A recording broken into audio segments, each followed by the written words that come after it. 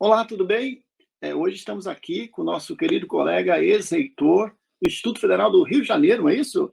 Luiz Edmundo Aguiar, professor Edmundo, nosso querido reitor ali na época da expansão, né? E enfrentou as batalhas ali da revogação, decreto 2208 e outras questões mais. Muito obrigado por conceder esse depoimento ao projeto do livro de 15 anos, né?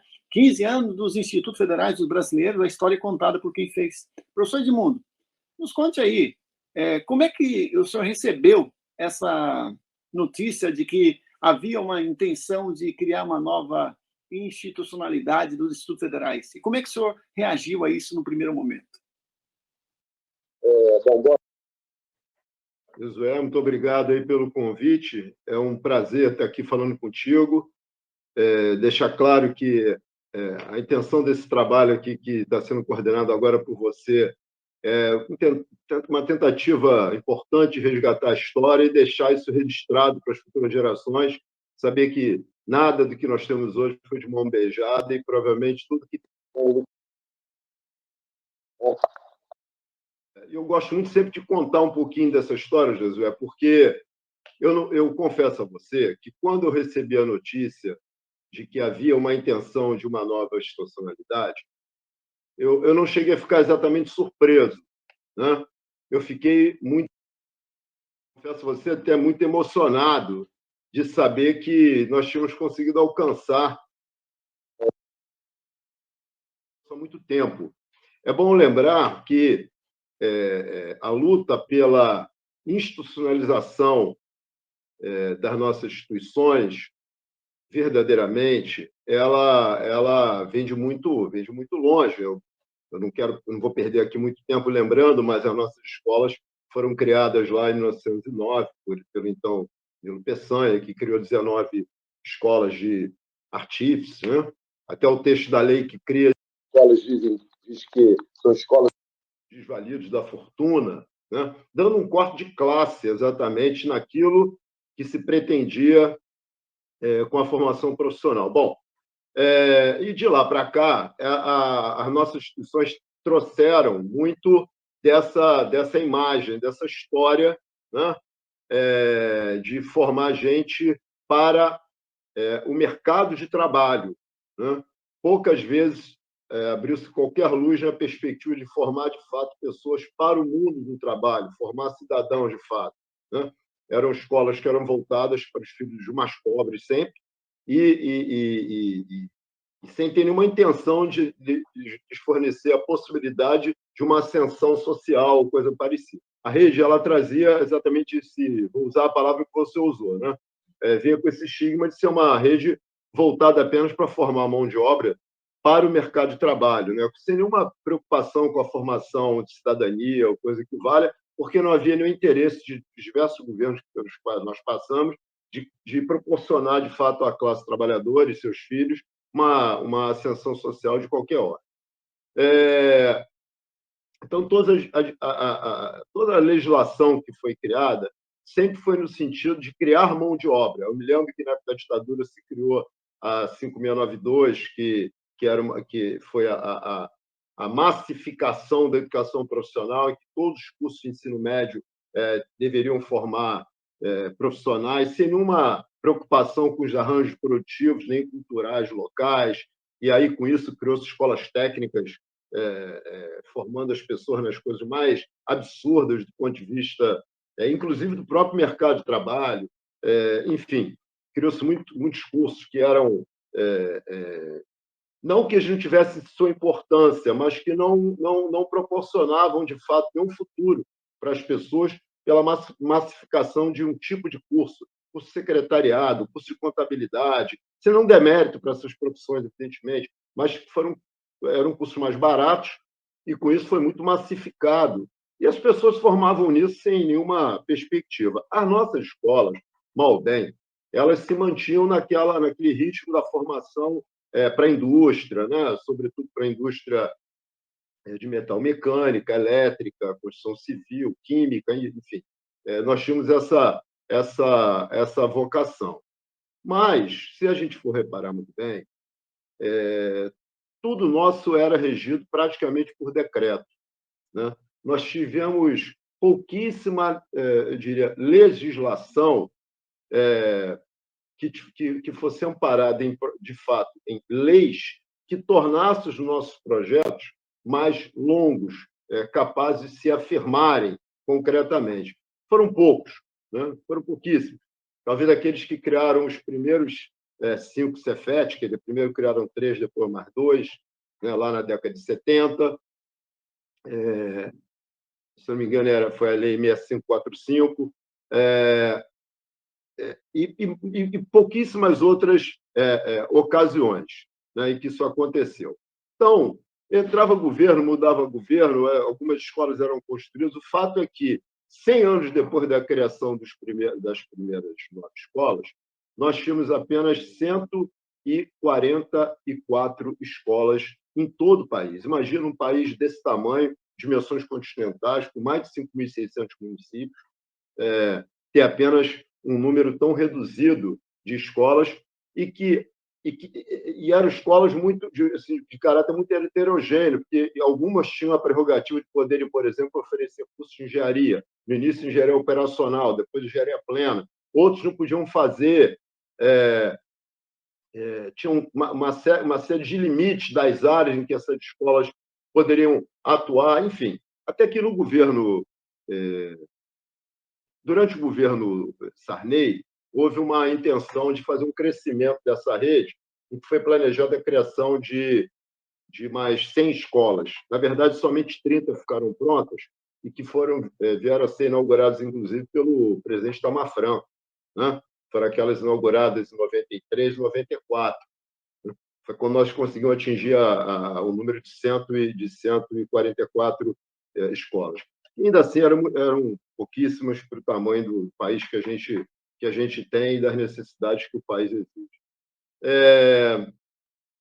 O governo seguinte, o governo Fernando Henrique Cardoso, que já, na sua perspectiva neoliberal, resolve dar mais ainda uma esvaziada naquilo que a gente vinha conseguindo, de fato, realizar, né? E aí foram criadas algumas leis, 2 fundamentalmente, e um decreto, que nos colocava numa situação bastante complicada. A primeira delas, as 2 primeiras delas, que limitava as nossas ações e o nosso crescimento, né? Que dizia que qualquer criação de novas instituições só poderia se dar através de parcerias com estados, municípios, iniciativa privada e ONGs, né? E nós ficávamos praticamente de fora disso aí. E uma segunda, um decreto, que foi o decreto 2208, que separava a educação, o ensino propedêutico da formação profissional, né? E o pior, limitava um percentual de alunos da educação geral, ou seja, da formação propedêutica, que podia ser dado dentro das nossas escolas em 25% das matrículas. O que eu quero dizer com isso? Significa que, se um aluno quisesse fazer o curso técnico do ensino médio, né, que, segundo pela LDB, o aluno, para ser técnico, ele tem que ter o ensino médio, assim, ou ele faz concomitantemente, ou ele faz de forma integrada, ou ele faz subsequente, mas só é considerado técnico aquele que tem o ensino médio, concretamente. Se as nossas escolas não podiam oferecer isso, o que acontecia concretamente? Os alunos iam buscar isso em outro lugar, em outras instituições. Isso trouxe alguns prejuízos muito grandes. Primeiro, que era um prejuízo para o aluno enorme. Ele fazia, ao mesmo tempo, 2 cursos. Ele fazia um curso técnico conosco e, às vezes, fazia um curso médio, só 25% deles podia fazer conosco, e os outros 75% tinha que procurar outra escola. Então, era uma vida para o aluno bastante complicada, né?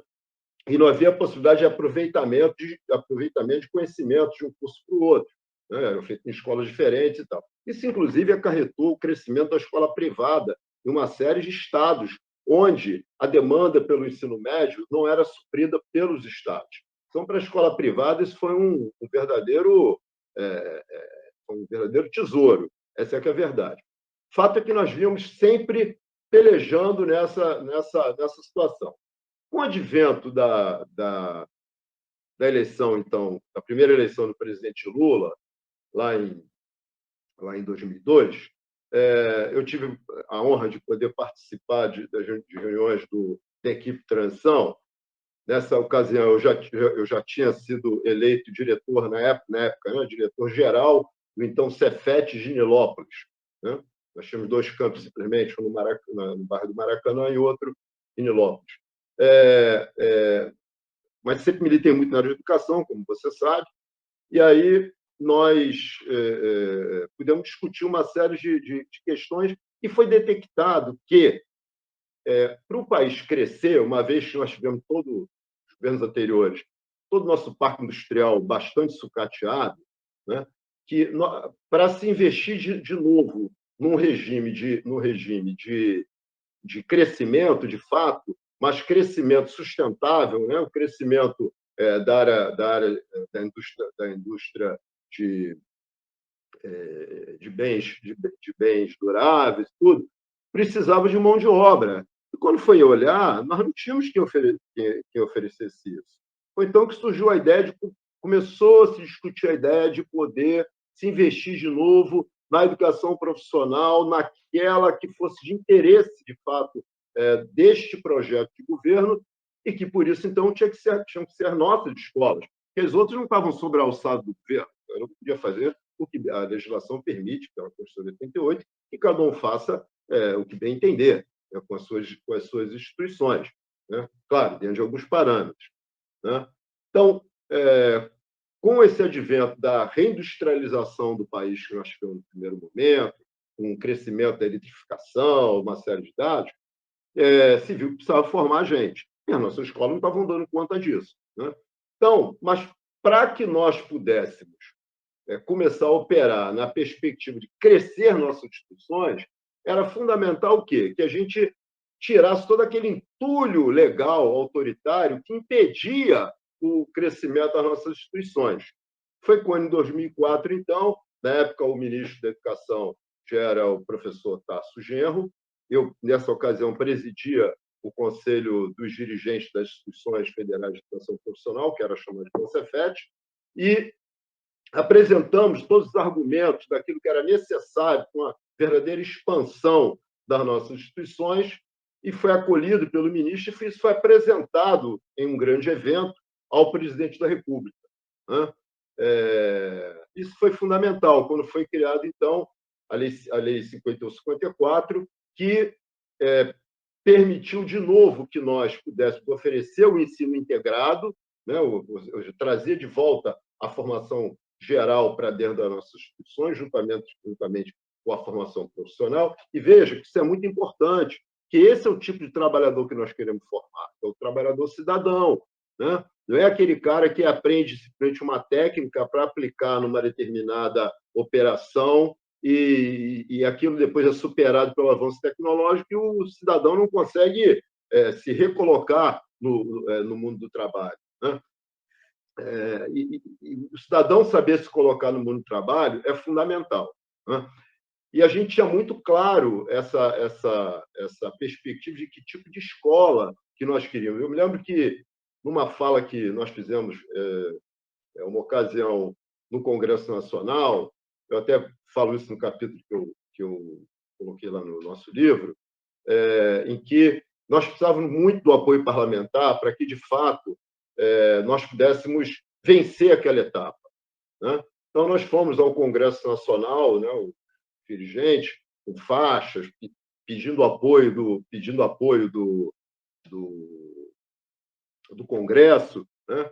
E aí ficamos ali na frente, eu e o professor Garabé, segurando uma faixa. Senhor parlamentar, apoia a educação profissional. Nós estávamos com um capacete de obra, na cor verde, inclusive, que nós tínhamos adquirido horas antes, né? E os outros diretores se juntaram a nós, e aí nós fomos convidados por um grupo de parlamentares a adentrar ao Congresso, e nós fizemos lá um pronunciamento, fui convidado a subir ao púlpito do Congresso, usando o momento de um dos deputados que me cedeu o tempo dele, foi o deputado Colombo, do PT do Paraná, e nós, que é um colega nosso, inclusive, né, professor da rede também, e nós pudemos, então, ali apresentar por que nós estávamos reivindicando aquilo, qual era a importância da nossa rede e o que a gente queria, de fato, com aquilo, qual era o tipo de trabalhador que nós queríamos. Lembro que foi um discurso de improviso, eu lembro que eu fiz questão de dizer o seguinte: Marx dizia que o trabalhador ele deve ser responsável por todo o processo produtivo, desde a extração da matéria-prima, passando pelas suas transformações dentro da fábrica, as relações de trabalho que aquilo estabelece e os impactos sociais do seu produto e do seu trabalho, né? E eu acho que isso aí alguns deputados compreenderam, né? E eu tenho certeza que, conhecendo muito bem, como eu conhecia já, tanto o presidente Lula como o Tarso, aquilo já estava meio que encarnado nas perspectivas daquele governo naquele momento. Por que eu estou dizendo isso? Porque foi feita, então, essa Lei 51/54, que permitiu que nós pudéssemos, novamente, de forma legal, expandíssemos, criássemos novas instituições, mas ali já ficou uma semente do que nós queríamos de fato, que ainda assim as nossas escolas estavam muito amarradas naquela perspectiva de formar para o mundo, formar para o mercado de trabalho. Havia muita amarra e um pensamento ainda meio que confuso sobre os reais papéis. Tanto que muitas instituições, inclusive, na ansiedade de querer deixar de estar fora de todo o processo legal, como estávamos, na verdade, a maioria das nossas instituições, porque, como eu falei, nós éramos regidos por decretos, não tinha nada que... Você tem uma ideia? Quando a minha instituição, que era a antiga Escola Técnica Federal de Química, foi transformada em Cefet, foi junto com mais 9 escolas. E você sabe que foi feito por um decreto sem número? Não tem número. Então, só para ver como era o descaso, né? Como era o descaso disso naquele governo anterior, né?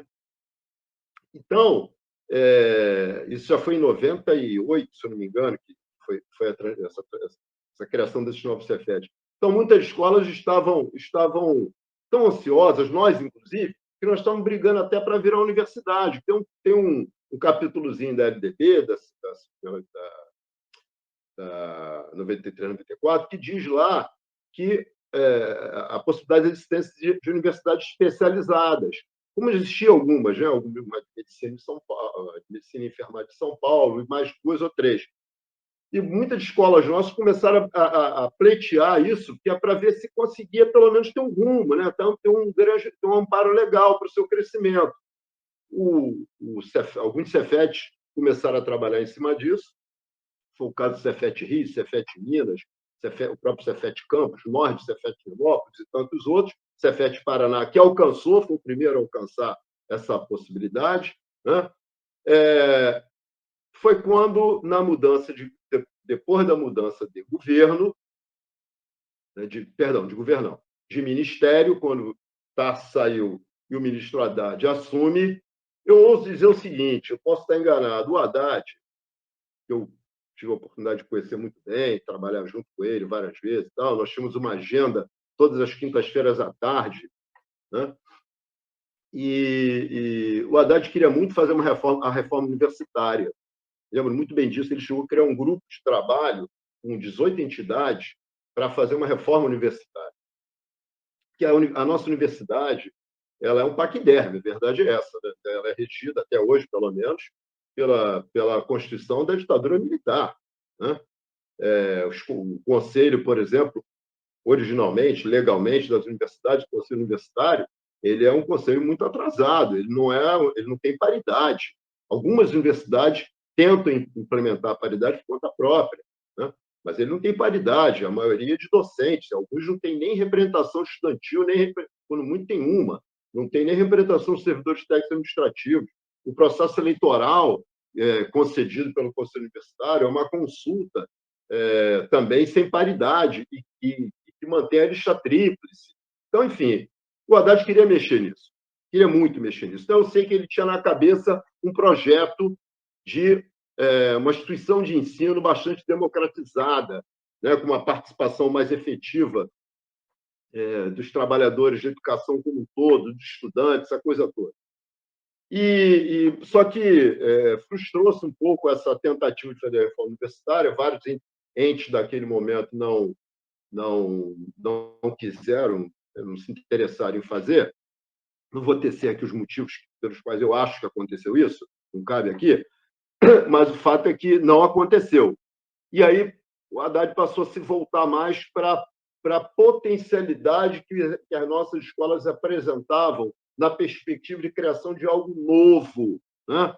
Nós já vínhamos fazendo várias pesquisas de como é que no mundo a educação profissional funcionava. Alguns dos nossos diretores foram à Alemanha, conhecer as Fachhochschulen, outros foram para o Canadá, como eu fui para conhecer os community colleges e tal. Até um parênteses, eu cheguei um dia do Canadá, fui eu e mais 2 diretores da CETEC, e eu fiquei muito espantado que lá eles tinham 600 escolas. Eu falei, nossa, eles têm 600 escolas. Quando que nós vamos chegar a isso? Nós acabamos ultrapassando o Canadá, né? O que é muito bom, né? Até com o apoio deles, inclusive. Você sabe disso, a gente tem uma forte parceria com a IEEE, essa coisa toda, que nos apoiou em vários projetos, apoia alguns até hoje. Então, nós já tínhamos mais ou menos alguns modelos desenhados, né?